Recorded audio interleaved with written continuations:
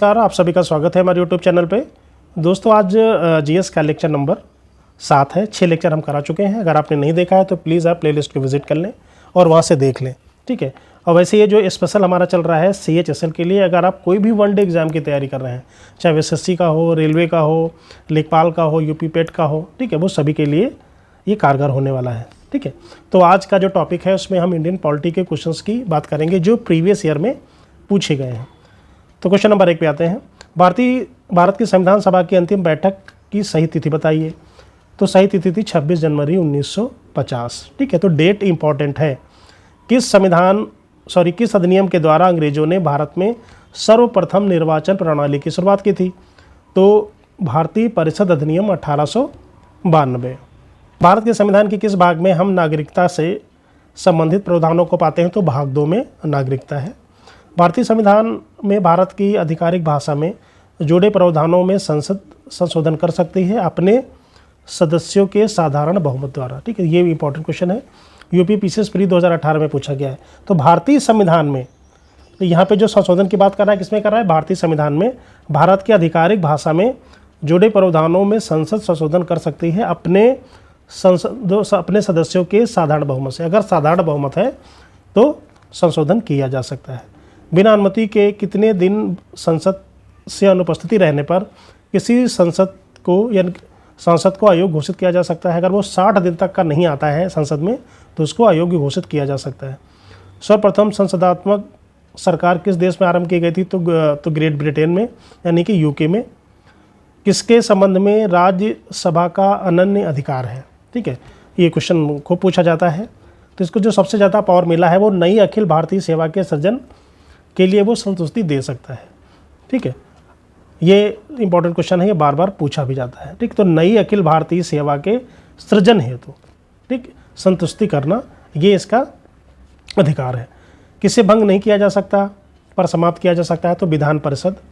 सरकारी आयोग की संतुष्टियाँ किससे संबंधित हैं। तो जो सरकारी आयोग है उसका संबंध है केंद्र राज्य से संबंध स्थापित करना। कौन एक संविधानेतर निकाय है। तो नीति आयोग है, जैसे इससे पहले आता था योजना आयोग, एक संविधानोत्तर निकाय है।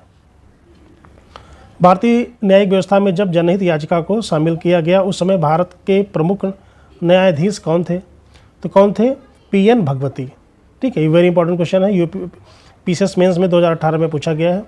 द एक्सीडेंटल प्राइम मिनिस्टर पुस्तक के लेखक कौन है, संजय बारू। भारत एवं अमेरिका की राजनीतिक व्यवस्थाओं के बीच कौन सी विशेषताएं समान हैं।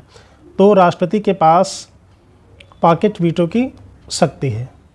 भारतीय संविधान में राज्यों का संघ की संकल्पना को प्राप्त किया गया है।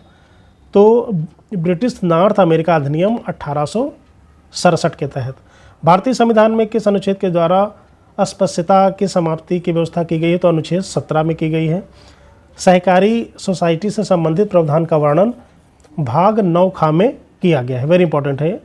भारतीय संविधान में अनुसूचित और जनजाति क्षेत्रों का वर्णन है भाग 10 में, ठीक है। भारतीय संविधान में अनुसूचित जातियों से संबंधित अनुच्छेद है अनुच्छेद 341, ठीक है। तो यहाँ पे जो भी क्वेश्चन पूछे गए हैं या जो भी क्वेश्चन है वो सब कहीं ना कहीं पूछे गए हैं, ठीक है। संघ लोक आयोग का वर्णन अनुच्छेद के 315 में है, ये ठीक है, ये खूब पूछा जाता है। वित्तीय आपात का प्रावधान अनुच्छेद 360 में है। अनुच्छेद 351 का संबंध क्या है, हिंदी भाषा का विकास, ठीक, वेरी इंपॉर्टेंट। तो 351 आपको याद रखना है, हिंदी भाषा का विकास। धन विधेयक से संबंधित प्रावधान संविधान के किस अनुच्छेद में है। तो अनुच्छेद 110 में है। संवैधानिक तंत्र की विफलता की स्थिति में राज्यों में राष्ट्रपति शासन का प्रावधान है अनुच्छेद 356 में। न्यायिक पुनर्निरीक्षण का संबंध है अनुच्छेद 137 से। किन राज्यों में संविधान का भाग 9 लागू नहीं होगा जब तक कि वह राज्य एक संकल्प द्वारा इस भाग का विस्तार अपने राज्य में नहीं कर देता है, ठीक है। तो ये मेघालय, मिजोरम और नागालैंड। शिक्षा के अधिकार को मौलिक अधिकार में शामिल किया गया है।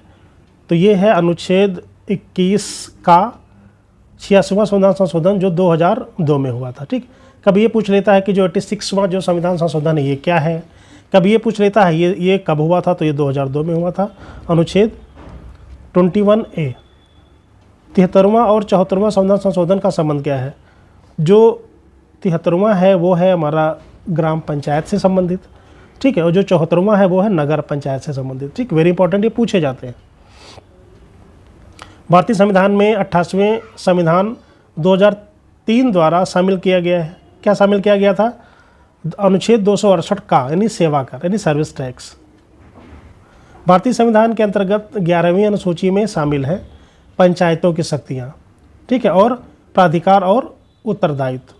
ठीक, ये चीज़ ध्यान रखना है कि जो 11वीं अनुसूची है उसमें पंचायतों की शक्तियाँ कौन संविधान के अनुच्छेद 21 के दायरे में आता है?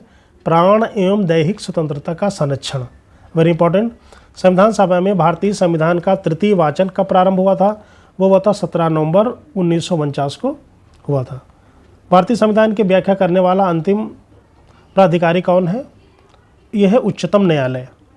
किस अनुच्छेद में यह व्यवस्था है कि सभी अल्पसंख्यकों को अपनी रुचि की शिक्षण संस्थानों की स्थापना व प्रशासन का अधिकार होगा? तो ये वर्णन करता है अनुच्छेद 30 में। ये very important question. Coelho case Bharat के संविधान की किस अनुसूची से संबंधित है?